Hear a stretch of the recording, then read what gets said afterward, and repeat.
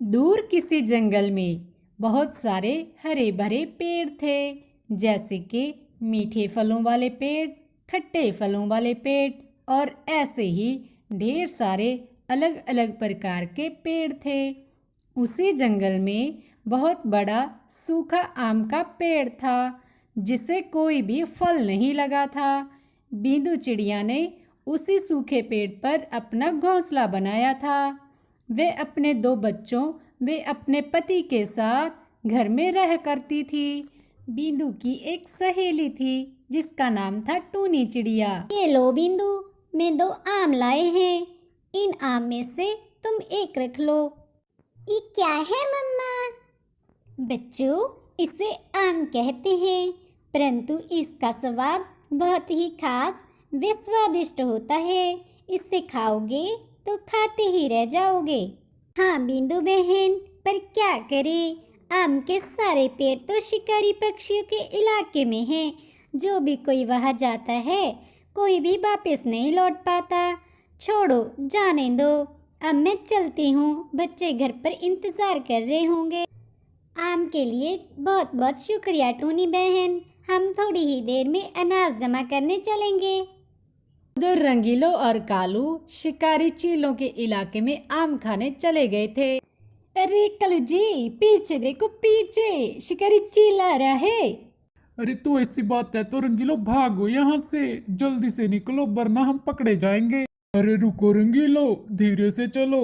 एक तो मैंने आम कुछ ज्यादा ही खा लिए और ऊपर से तुम कुछ ज्यादा ही उड़े जा रही हो। अरे रुको तो, हम कुछ नहीं कहेंगे, कट जा रही हो भाग करके, बात तो सुनते जाओ। कालू भागते भागते रुक जाता है। अरे हाँ चील भाई, बोलिए क्या बोलना है, रुक गया मैं। सुन बे कौवे, तूने आम क्यों चुराए? तूने अपनी जान की परवाह ना है?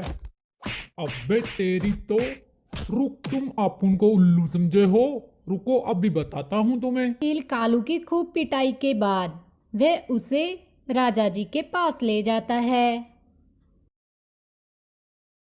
राजा जी, ये आप उनके इलाके में आप उनके गैर परमिशन के आम चुरा कर भाग रहा था। क्यों बे कौवे, अगर तुम्हें कुछ खाने को ना मिलेगा तो इसका मतलब तुम इधर टपकाओगे? राजा जी, मुझे माफ कर दियो, मैं तो एक बीमार पक्षी हूँ। मुझे हकीम जी ने बोला है आम खाने को, आम कहीं नहीं थे तो इधर चला आया। अच्छा ठीक है, सिपाहियों छोड़ दो इसे। और हाँ सुन बे कौवे, आज के बाद इधर टपका तो तुम्हारा काम खल्लास कर देंगे, समझे? ये हमारी लास्ट वार्निंग होगी तुझे। राजा जी, मुझे माफ कर दियो। उधर टूनी अनाज के लिए बिंदु के घर आ जाती है। बिंदु, मैं काफी समय से देख रही हूँ, तूने घोंसला इसी सूखे पेड़ पर बनाया है।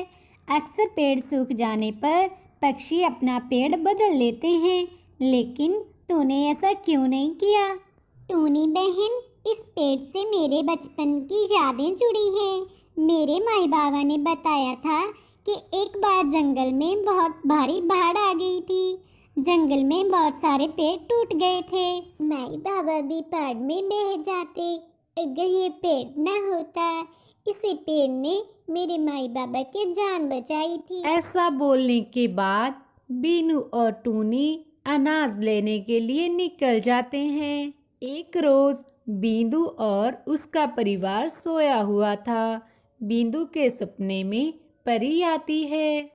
बिंदु, जिस पेड़ पर तूने घोंसला बनाया है, यह पेड़ बूढ़ा होने के कारण इसकी जड़ों के तने पानी तक नहीं पहुंच पा रहे, जिसका कारण यह है कि ये दिन बे दिन कमजोर होते जा रहा है।